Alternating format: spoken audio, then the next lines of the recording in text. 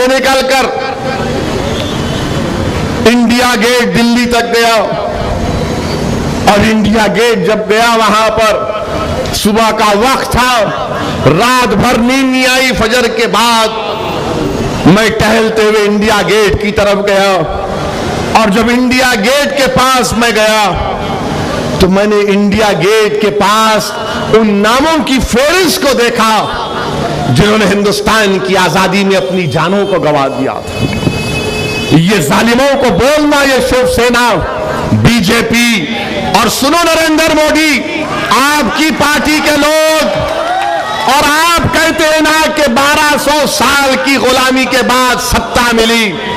उस India gate के ऊपर मिस्टर मोदी कितने लोगों के नाम लिखे हुए, फ्रीडम फाइटर्स के 95,300 लोगों के नाम लिखे हुए, कि इन लोगों ने, जिनका नाम यहां पर लिखा गया, इन्होंने अंग्रेजों के खिलाफ लड़ाई लड़ी।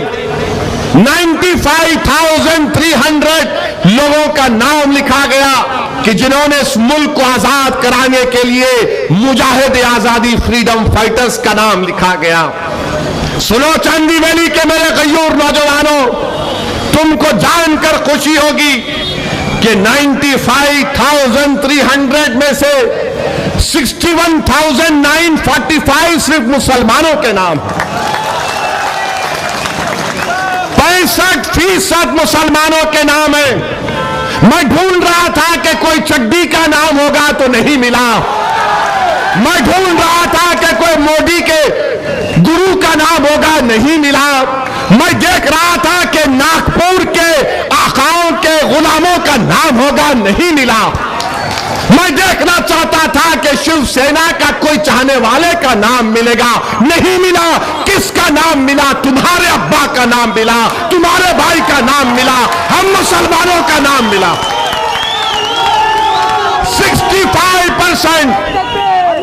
अगर कोई बीजेपी, आरएसएस, संघ परिवार, शिवसेना का बोलेगा ये कटवा है, ये फुला है, देशभक्त नहीं है, देशद्रोही है, तो उससे बोल रहा, जाके देख इंडिया गेट पे मेरे बाप का नाम लिखा है। 65% मुसलमानों का नाम लिखा हुआ है।